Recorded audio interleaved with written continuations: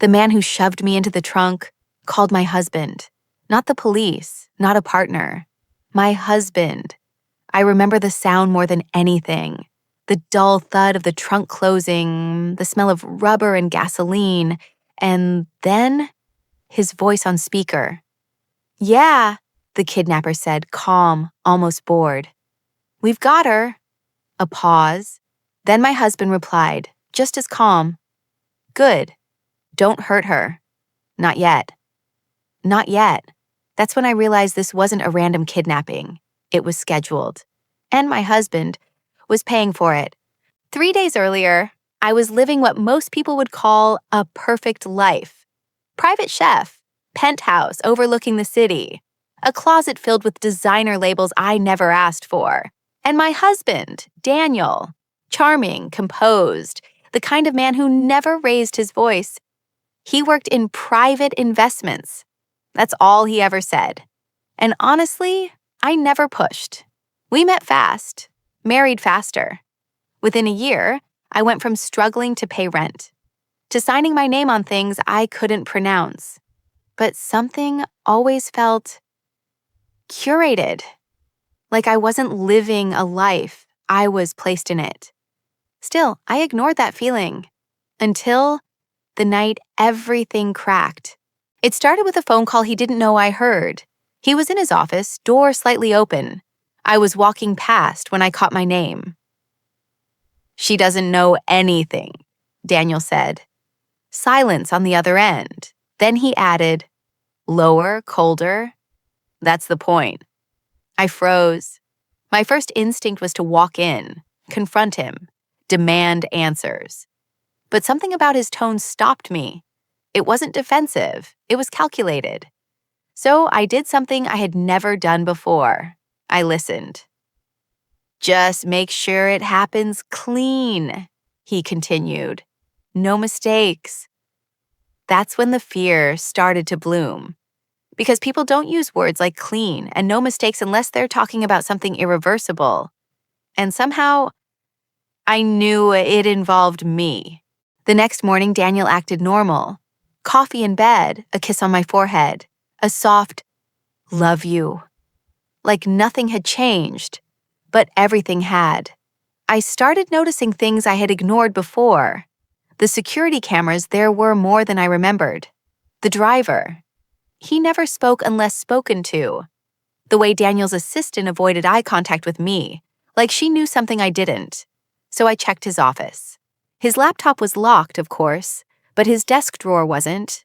Inside, I found a folder, no label, just thick cream-colored paper, contracts, pages and pages of them, and buried in the middle, a photograph of me.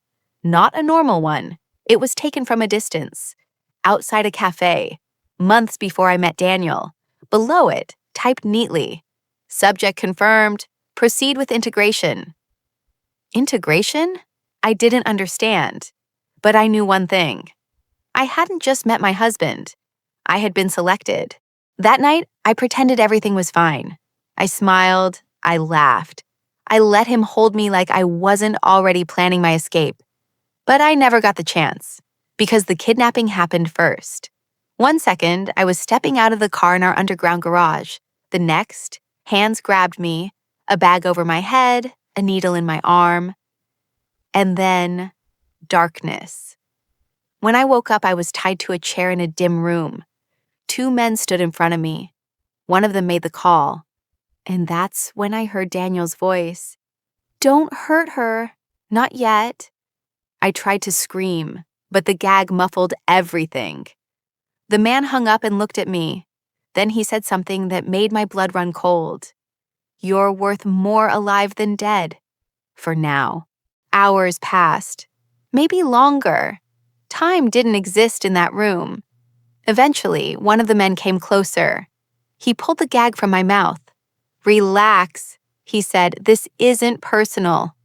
"Then what is it?" I asked, my voice shaking. He hesitated. Then, almost reluctantly, he said, "Your leverage."